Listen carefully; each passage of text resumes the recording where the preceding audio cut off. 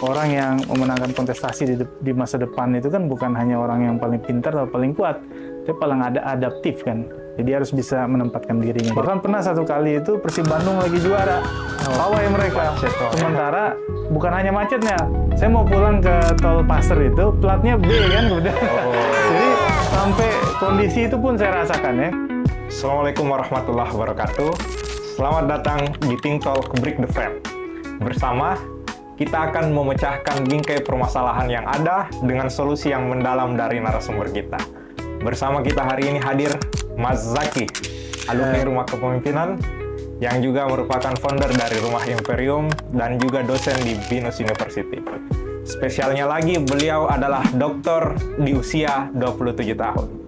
Izin Bang Zaki, bagaimana kabar?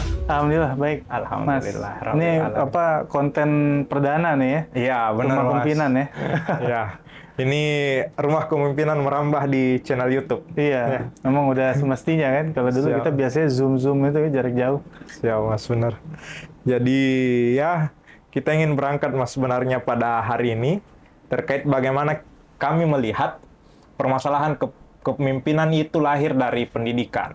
Iya. Nah, dan pendidikan yang kita lihat, kemewahan yang dirasakan untuk masuk di perguruan tinggi itu hanya kurang dari 7%. Ya, data dari Direktorat Catatan Sipil. Nah, dan naik S2, S3 itu semakin minim. S2 cuma 0,3%, S3 bahkan kurang dari 0,1%. Jadi sungguh istimewa Bang Zaki ataupun Mas Zaki ini bisa menempuh jenjang S2, S3 dalam waktu yang singkat. Nah, kira-kira bagaimana nih Mas motivasinya ataupun tips dan triknya kepada kita semua? Iya. Jadi memang S3 itu kalau dulu di Rumah Kepemimpinan itu kan biasa kita bikin visualisasi mimpi kan. Nah, visualisasi mimpi itu memang bisa di mana saja, bahkan kadang kita menyebut kampusnya di mana dan sebagainya. Tapi dalam perjalanan kan kadang-kadang ya pasca kampus itu kan tantangan hidup tuh luar biasa, kebutuhan mulai ada. Kita punya tanggung jawab untuk mengeluarkan finansial untuk A, B dan C dan seterusnya gitu kan.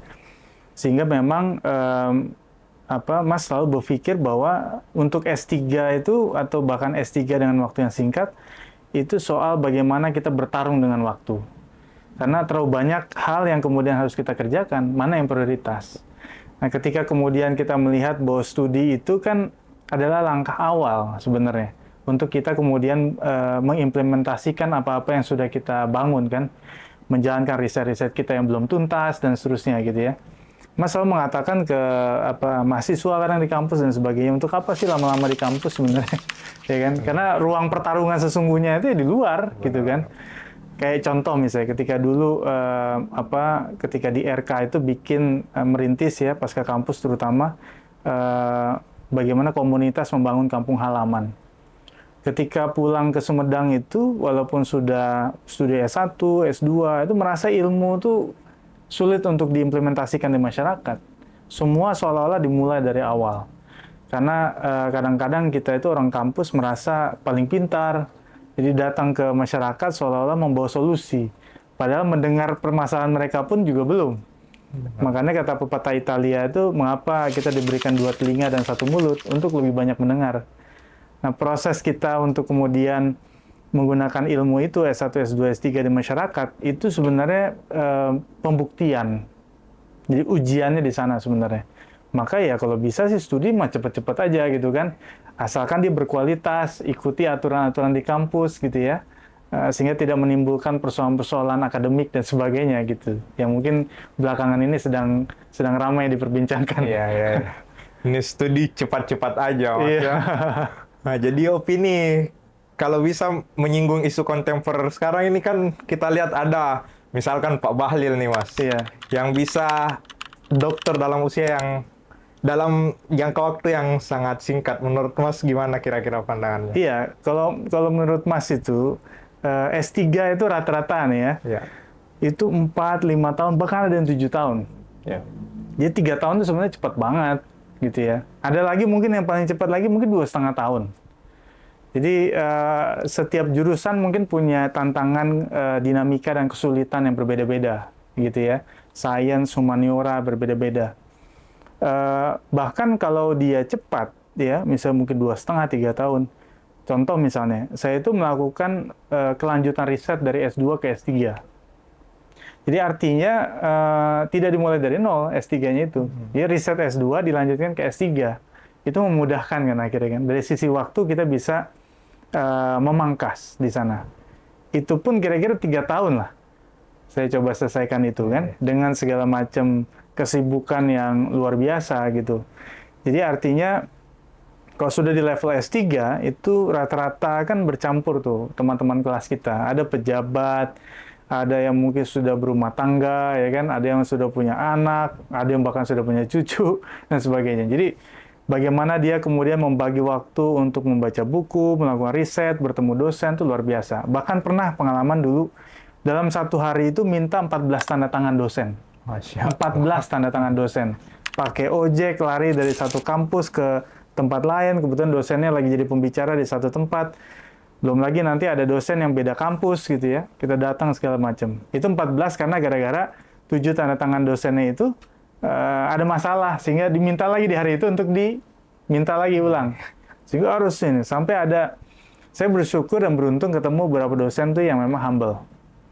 Jadi sampai ada ketemu di satu taman di Bandung, dia lagi jalan kaki, saya minta di sana tanda tangan. Dan dia mau untuk menandatangani itu. Bahkan ada satu kopromotor tuh sedang sakit berat gitu ya. Sering ke rumah sakit dan sebagainya. Tapi masih mau menyempatkan. Jadi kadang-kadang memang faktor kita bertemu dengan dosen pembimbing model seperti apa, itu juga menjadi faktor betapa cepat atau betapa lamanya kita studi gitu ya. Itu juga hal-hal yang non akademik juga kadang-kadang kita harus temukan juga gitu. Oh, jadi Mas Zaki ini 3 tahun menyelesaikan dokter? Iya, kira-kira 3 tahun. 3 tahun iya. Ya. Jadi sah-sah saja Mas ya 3,5 tahun, tapi memang rata-ratanya itu di usia di 4 tahun ya. Iya, di durasi 4 tahun, 5 tahun, 7 tahun biasanya gitu. Siap. Kalau tadi Mas berawal dari visualisasi mimpi rumah kepemimpinan terkait akademisi, sehingga apakah memang dari Mas Zaki sendiri targetnya ataupun harapan yang dituliskan itu memang ingin menjadi akademisi atau ada visualisasi mimpi yang lain yang bisa diceritakan, Mas? Dulu tuh pengen bisa kerja di lembaga perdagangan organisasi perdagangan internasional WTO, World Trade Organization. Dulu tidak ada bahkan visualisasi mimpi soal jadi dosen. Oh, Jadi ceritanya memang ini kecelakaan saja dalam perjalanan hidup. Bahkan dulu mikir tuh untuk jadi guru aja belum tentu berani, karena beda tuh jadi dosen, jadi guru sama jadi narasumber speaker di seminar tuh tantangannya kadang beda-beda. Jadi dosen aja tuh profil mahasiswa kita tuh mungkin ada yang militer misalnya, ada yang artis, ada yang mungkin praktisi, advokat gitu ya, ada yang memang fresh graduate dari SMA atau kuliah. Itu juga treatmentnya beda-beda gitu ya. Bahkan kalau saya ngajar di Sekolah Tinggi Hukum Militer tuh ngajarnya harus pakai seragam militer. Kalau di BINUS ya harus casual gitu kan. Nanti di IBLAM dulu ya itu juga beda lagi nanti gitu ya. Jadi memang kita harus menyesuaikan diri, karena kan kata Darwin itu kan orang yang memenangkan kontestasi di masa depan itu kan bukan hanya orang yang paling pintar atau paling kuat, tapi paling adaptif kan. Jadi harus bisa menempatkan dirinya, kira-kira gitu. Siap. Jadi kemampuan adaptability yang dilihat Mas Zaki ini sejauh ini terkait dunia pendidikan juga nih Mas. Sekarang kan kita dihadapkan selain pendidikan formal, pendidikan informal itu berkembang dan short course dan berbagai macam konsep-konsep pendidikan yang membawa generasi muda kita pun bahkan tidak lagi tertarik dan pendidikan formal. Bisa jadi lebih ke pendidikan informal. Bagaimana Mas Zaki melihat tren ini? Apakah ini sesuatu yang positif atau ada yang perlu menjadi pertimbangan kita semua? Iya, karena beberapa waktu yang lalu kebetulan BINUS itu mengadakan pertemuan academic leaders. Jadi para associate profesor dan profesor dikumpulkan di Bogor. Di satu momen kita juga berkesempatan mendengarkan langsung Pak Menteri Dikti yang baru untuk memberikan arahan tentang bagaimana kampus ke depan. Karena salah satu isu yang kemudian dibahas dalam pertemuan academic leaders itu adalah soal AI, Artificial Intelligence. Nah, bagaimana kemudian AI itu sudah menjadi amanat dari UNESCO, diturunkan lagi lewat kebijakan di kementerian kita, di nasional, dan sekarang kampus mulai harus menerapkan itu. Jadi sekarang BINUS sedang membangun kurikulum tentang AI. Bahkan di semua jurusan itu sudah harus ada substansi soal AI itu masuk di dalamnya. Dosen mau tidak mau harus disiapkan kemampuannya kan, harus tahu tools AI itu apa aja. Lalu kemudian bagaimana kita menghadapi mahasiswa yang lebih canggih misalnya dalam mengerjakan pekerjaan-pekerjaan kampus dengan bantuan AI gitu kan. Lalu di mana garis demarkasi soal kita mengatakan bahwa dia melanggar atau tidak melanggar. Ya, misalnya dia dianggap menggunakan AI tapi melanggar. Sama kayak Turnitin ketika kita mengecek skripsi kita. Berapa persentase toleransi misalnya dia dianggap masih boleh dalam ranah akademik gitu ya. Dimana ketika dia tidak boleh lagi gitu. Nah, yang kayak gitu-gitu kemudian kita sedang susun menjadi sebuah policy, kebijakan gitu ya. Karena menurut saya ketika kampus itu dinegasikan dalam proses kita menuju Indonesia Emas 2045, ini justru menjadi ancaman gitu. Pendidikan non formal itu adalah bagian dari upaya kita menghadapi kehidupan. Ya, kehidupan kita ini kan punya berbagai macam kebutuhan. Manusia itu udah harus ditantang bisa segala macam. Bahkan kan kalau di luar negeri itu kan banyak orang bule yang mandiri kan. Ya, ada keran rusak dia yang benerin. Kalau di kita kan dikit-dikit panggil tukang. Itu kan sebenarnya bagian yang sudah terjadi di banyak negara. Di Indonesia ini kita merasa karena beberapa profesi itu dianggap biayanya terjangkau, maka kita agak mengandalkan itu. Tapi di Barat itu sangat tinggi, harganya mahal, sehingga mereka berusaha untuk mandiri. Nggak ada bedanya dengan itu. Akhirnya pendidikan formal menjadi sangat penting, karena tidak mungkin menyerahkan kebijakan negara sebesar Indonesia kepada orang-orang yang tidak masuk dalam kategori pendidikan yang advance gitu. Terlalu kompleks urusan bangsa kita. Belum lagi Indonesia harus bicara bagaimana nasib bangsa lain. Nah, kalau kemudian tidak dilandaskan pada tadi itu pendidikan formal, menurut saya kita justru akan jalan jauh ke belakang. Indonesia Emas 2045 itu hanya dongeng saja, mitos. Gitu saya pikir. Nah.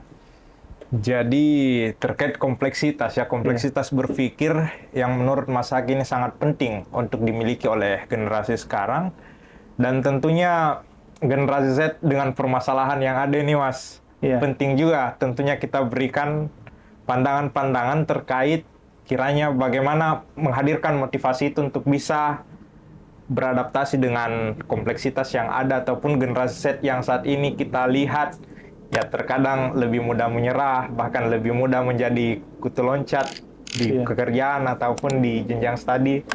Bisa Mas diberikan ini ya? Iya, memang kita tidak punya satu rumus untuk bisa menyelesaikan itu ya, karena ini kan manusia ya, bukan benda mati.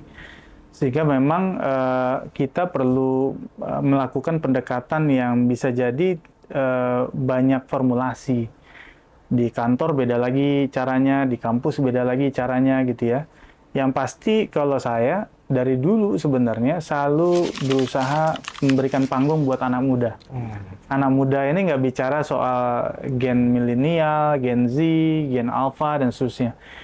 Ketika kemudian anak muda dikasih kesempatan panggung, dia akan mengekspresikan itu. Dan kadang-kadang orang bikin salah biasa. Saya bikin salah pasti gitu kan.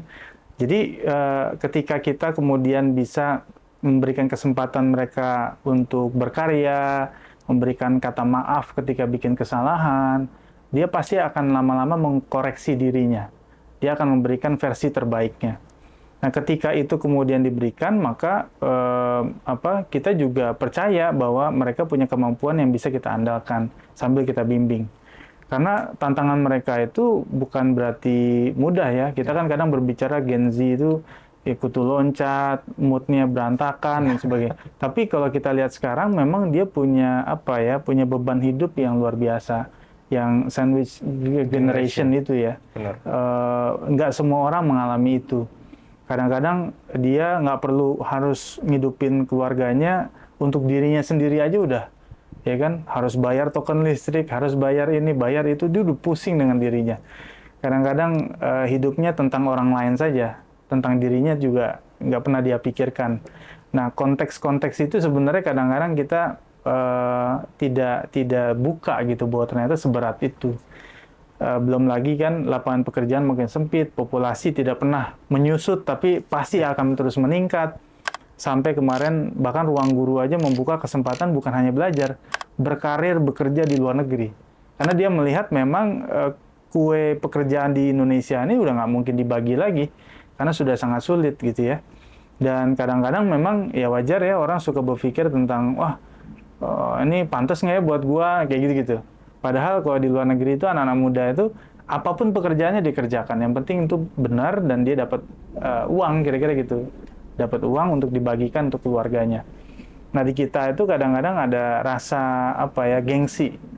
Nah, ketika gengsi itu kemudian dikedepankan, sampai kapanpun dia akan sulit untuk mendapat pekerjaan gitu ya. Dan yang penting ketika di dalam pekerjaan itu memang loyalitas, integritas. Karena kalau kita tidak menjaga loyalitas ya, sama nih kayak saya kadang-kadang ya, apakah itu di partai politik atau apa, kadang-kadang suka digoda untuk tidak menjadi loyalis gitu ya. Itu agak repot. Memang kadang-kadang kita perlu mencari tempat yang lebih baik. Tapi kadang-kadang kita harus melihat asal-usul kita di mana. Agar kita itu bisa dekat, kita bisa tahu bahwa jangan-jangan memang bukan sekarang saatnya kita mendapatkan yang kita inginkan. Tapi karena loyalitas itu, ya bisa jadi kita mendapatkan sesuatu yang kita inginkan itu di waktu di mana ketika ujian keimanan kita itu dimulai gitu kan. Saatnya kita pindah dan sebagainya, kayak gitu-gitu. Karena belum tentu pindah ke tempat lain itu ada kebahagiaan yang kita cari. Ternyata dia lebih mengkhawatirkan, lebih membuat kita nangis tiap malam dibandingkan tempat sebelumnya. Saya suka bilang gitu kadang-kadang. Kan saya juga ada usaha, ketemu teman-teman karyawan yang mungkin tadi Gen Z dibilang gitu ya, walaupun ada juga sebagian yang lebih senior. Tapi saya selalu bilang bahwa belum tentu tempat baru itu ini. Karena banyak saya mengalami ketika karyawan misalnya tidak di tempat saya lagi, tidak lama kemudian dia minta kembali lagi. Nah, karena apa? Ya karena tadi itu, misteri pindah ke tempat lain itu. Belum tentu kita dapat suatu hal yang lebih baik kan gitu. Jadi loyalitas dan integritas ini penting ya, Mas. Ya termasuk juga kalau saya melihat ya bagaimana fokus dari Mas Aki ini benar-benar terbentuk dengan tadi jenjang studi yang bisa diselesaikan dengan waktu yang cepat. Tentu kuncinya adalah fokus juga, yang tidak jauh berbeda dengan konsep loyalitas dan integritas. Kalau kunci dari Mas Aki untuk membangun fokus ataupun loyalitas dan integritas ini seperti apa, Mas, terkait pandangannya? Ya, jadi kalau kita menginginkan sesuatu, maka kita siap juga untuk menyiapkan waktu yang lebih, energi yang lebih, stamina yang lebih gitu ya. Jadi nggak mungkin kita mendapatkan sesuatu yang besar itu memberikannya semua mediocre gitu ya. Setengah-setengah gitu, itu nggak mungkin gitu. Pasti all out gitu ya. Kadang-kadang jam tidur kita terbatas dan sebagainya. Dulu saya ingat ketika kuliah S3 di Unpad itu, dulu ketika belum ada MBZ ya, tol MBZ itu belum ada. Jadi berangkatnya jam 4 pagi habis subuh, jalan ke Bandung, sampai sana kira-kira misalnya jam 6 pagi gitu ya. Kemudian tidur lagi di mobil. Terus setengah 8 pagi itu mandi di kampus ya. Kampusnya itu di belakang gedung sate ya, di Jalan Banda sana. Nah, habis itu jam 8 kuliah, ya kan. Habis kuliah sore pulang. Karena kan kalau S3 itu kan nggak tiap hari masuk gitu ya. Mungkin di hari Senin dan hari Jumat gitu. Bahkan pernah satu kali itu Persib Bandung lagi juara. Pawai mereka. Sementara bukan hanya macetnya. Saya mau pulang ke tol Pasir itu, platnya B kan kemudian. Jadi sampai kondisi itu pun saya rasakan ya. Ketika saya harus diapit kanan kiri oleh pawai-pawai Persib Bandung gitu ya, Viking. Ya walaupun saya kalau di Sumedang Viking, kalau lagi di Jakarta ya The Jack misalnya kan. Itu situasinya juga saya rasakan, atmosfer semacam itu gitu ya. Jadi memang ketika kemudian kita bicara soal bagaimana memfokuskan tadi itu ya S3 biar bisa cepat selesai itu, ya karena tadi itu ada hal yang memang harus kita selesaikan. Saya dulu ingat betul ya, ketua partai iya, nyalon DPR RI iya gitu ya, dosen iya, bisnis iya dan sebagainya. Saya pikir saya harus ada yang saya selesaikan. Dan S3 itu ada pilihan utama harus saya selesaikan. Karena kalau tidak begitu, maka semua akan makin berantakan, gitu ya. Karena kita tahu bahwa ketika ini selesai, maka yang lain juga akan ikut terselesaikan, gitu ya. Nah, kalau kemudian kita tidak punya kemampuan mengelola, apapun itu ya, tidak perlu studi, apapun itu, maka pasti kita akan tertatih-tatih, gitu ya. Dan kadang-kadang orang itu memang karena tidak terbiasa misalnya untuk memanage sesuatu hal yang kesannya multitasking, ya, hidupnya jadi tidak tertata, tidak sistematis gitu ya. Nah, itu yang kemudian harus kita disiplinkan. Jadi, semua berangkat dari bagaimana kita mendisiplinkan apapun yang sedang kita jalankan, sehingga mereka betul-betul bisa selesai dengan baik, kira-kira begitu. Iya, kemampuan menentukan prioritas. Iya. Dari berbagai macam aktivitas dari Mas Zaki, akhirnya pendidikan ditempatkan pada posisi pertama, Iya. Mas ya. Dan dari sini sebenarnya menarik juga untuk mendalami bagaimana sebenarnya pengalaman Mas Zaki sehingga disiplin waktu itu menjadi hal yang sangat penting dan pendidikan itu pun menjadi urgensi utama, Mas. Karena kan ya, sebagaimana kita lihat juga kondisi sekarang ya, pendidikan bisa jadi dipandang sebelah mata oleh Gen Z sendiri karena melihat ada potensi misalkan kerja yang lebih cepat ataupun potensi yang lain yang akhirnya membuat pendidikan itu dikesampingkan, dan juga ya tadi disiplin waktu yang akhirnya tidak tertata dengan baik. Iya, jadi saya pikir itu kan bukan hal yang perlu diperdebatkan sebenarnya. Ketika orang punya pilihan untuk bekerja, karena kehidupannya memang pilihannya mau tidak mau dia harus bekerja, harus menafkahi banyak orang, itu pilihan dia. Ada yang memikirkan bahwa keluarganya itu dulunya mungkin orang tuanya tidak sekolah, tapi pengen anaknya bisa sampai doktor. Itu ada juga terjadi. Benar. Gitu ya. Tidak melulu orang yang kemudian dalam garis keturunannya itu tidak ada yang berpendidikan sama sekali, tidak ada. Ya, dan itu juga pilihan ketika dia mengambil studi S1 bahkan sampai S3, bahkan anaknya disuruh jadi akademisi hingga meraih gelar tertinggi profesor misalnya gitu ya. Itu pun juga pilihan gitu. Artinya kalau kita kemudian berbicara tentang beberapa profesi yang memang mau tidak mau itu harus berangkat dari sebuah pendidikan tinggi, kita nggak bisa debat itu. Seorang dokter jelas dia harus ngambil kuliah, ya kan? Seorang advokat, pengacara, bahkan ketika dia ngambil S1 di Amerika Serikat saja, ngambil S1 hukum di Amerika Serikat, dia pulang nggak bisa jadi advokat. Harus pendidikan lagi. Iya, harus pendidikan sarjana hukum, karena syarat undang-undang begitu. Itu pun terjadi, kan gitu. Jadi, ada mungkin hal-hal yang memang dia rasa tidak perlu lewat pendidikan tinggi, tapi ada beberapa yang memang harus melalui itu, karena memang syaratnya begitu. Ada yang bahkan misalnya dia butuh pendidikan tinggi itu untuk karir dia. Kalau tidak begitu, maka dia tidak akan bergerak hidupnya. Karirnya tidak akan bergerak di situ-situ aja. Jadi semua punya alasan. Nah, alasan-alasan itu biar mereka yang mempertanggungjawabkan, ya kan? Jadi kita nggak perlu kemudian mendikotomikan soal pilihan Gen Z tentang dia mau milih kerja atau dia milih pendidikan tinggi. Tapi ketika ada kesempatan, apakah itu dengan dana sendiri, dengan beasiswa, atau ada sponsor-sponsor lain, saya pikir ambil kesempatan itu. Karena kadang-kadang ada kepuasan tersendiri ketika menyandang sebuah gelar. Ya, pasti semua keluarga, semua orang tua, siapa yang tidak bahagia melihat anaknya bergelar. Gitu kan. Apalagi gelarnya itu memberikan dampak yang besar. Bisa membawa nama baik keluarga. Siapa yang tidak bahagia? Ya kan? Walaupun dulu mungkin orang tuanya, ya apakah dia profesor atau bahkan dia hanya tamatan sekolah dasar, pasti bahagia. Jadi titik itu menurut saya yang penting. Ya, jadi kunci dari pilihan-pilihan kita adalah seberapa mampu kita bertanggung jawab atas pilihan-pilihan yang dilakukan. Selanjutnya, Mas, kalau kembali ke visualisasi mimpi tadi, ya kan ini tidak sesuai, Mas. Akademisi tidak menjadi bagian dari yang Mas Zaki harapkan sebelumnya. Namun seberapa Mas Zaki akhirnya menentukan pilihan ini dan akhirnya mengatakan bahwa ini loh yang paling pas buat saya jalani, ataupun kedepannya ada tujuan-tujuan lain dari Mas Zaki yang diinginkan di jenjang karir selanjutnya. Iya, jadi ternyata setelah saya masuk ke dunia akademisi ini, Saya mengajar tidak hanya di satu kampus ya, saya udah menulis 4 buku di Gramedia. Ya. Baik itu tentang pembangunan masyarakat, tentang hukum. Saya juga ingat di usia 26 tahun saya sempat jadi ahli di Mahkamah Konstitusi melawan Menteri Keuangan terbaik dunia, Ibu Sri Mulyani ya waktu itu. Dan mungkin dalam sejarah Mahkamah Konstitusi, mungkin saya ahli paling muda. Masya Allah. Umur 26 tahun. Setelah itu kemudian akhirnya saya bertemu dengan banyak kesempatan, diminta menjadi ahli dalam perkara-perkara besar di Indonesia ya, asuransi dan sebagainya.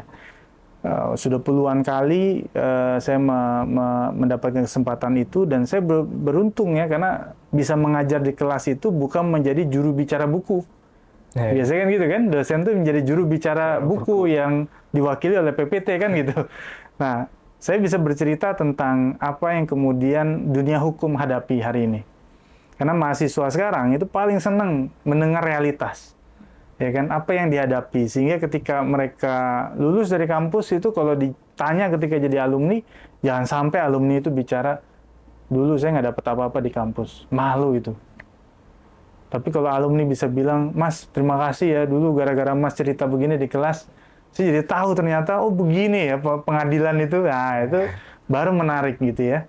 Jadi kita membantu juga kampus itu untuk bisa dekat dengan industri. Kan sekarang kampus itu sedang berusaha untuk bisa kurikulumnya dekat dengan industri. Nggak usah kurikulumnya. Jadikan dosen-dosennya itu tidak sepenuhnya akademisi, tapi juga dia praktisi. Benar. Waktu saya pernah ngajar di Taiwan waktu itu dosennya boleh jadi advokat. Kalau di swasta memang boleh, tapi kalau dosen negeri kan di Indonesia nggak boleh, PNS. Nah, oleh karena itu, kalau dia diberikan ruang seperti itu, maka mahasiswa yang diuntungkan, kampus yang diuntungkan. Karena dosennya bukan hanya berteori, tapi dia juga bisa memberikan gambaran gitu, pesan, message tentang sesuatu yang akan dihadapi di masa depan. Nah, berikutnya juga soal bagaimana kita itu juga bisa membangun kemampuan di luar sana ya. Ternyata dosen itu memberikan ruang buat Mas untuk bisa membangun masyarakat, terutama di kampung halaman di Sumedang. Sejak 2012 itu sudah puluhan ribu orang yang menerima dampak dari kegiatan Rumah Imperium. Bahkan Rumah Imperium bukan hanya yayasan, PT juga. Jadi membangun bisnis yang ada di 3 kota, tidak hanya di Sumedang. Di Jakarta juga ada, di Yogyakarta juga ada. Berbagai macam lini bisnis kemudian dibangun, yang ujung-ujungnya usaha itu untuk apa? Untuk membangun masyarakat. Kenapa Sumedang? Beberapa kali Mas katakan, karena kebetulan dari 3 kota yang Mas tempati itu, Sumedang itu waktu itu ya, ketika dibangun Rumah Imperium, dia PDRB-nya terendah se-Jawa Barat. Ada 38.000 orang miskin, 50% lebih hanya tamat sekolah dasar. Nah, alasan-alasan statistik dan empirik itu yang membuat Mas akhirnya memilih Sumedang untuk mengabdi di sana, untuk membangun yayasan, komunitas, dan seterusnya. Dan juga berpolitik.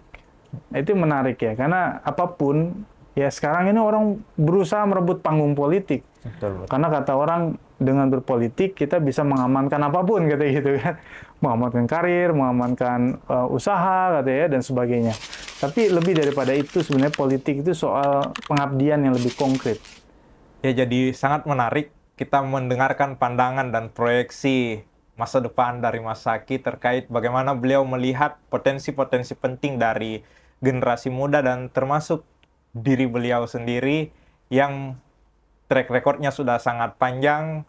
Selain fokus di akademisi, juga membangun komunitas masyarakat di Sumedang dan di beberapa daerah. Dan termasuk juga tentunya ya beliau punya kesadaran bahwa politik itu tetap menjadi penting di tengah berbagai problematika yang ada saat ini. Dan rasanya pas untuk pembahasan kita hari ini di Think Talk Break the Frame. Untuk selanjutnya, kita akan bersama bertemu di episode selanjutnya yang tidak kalah jauh lebih kerennya. Oleh karena itu, subscribe, share, and like di tombol bawah ini. Terima kasih. Kita ucapkan Assalamualaikum warahmatullahi wabarakatuh.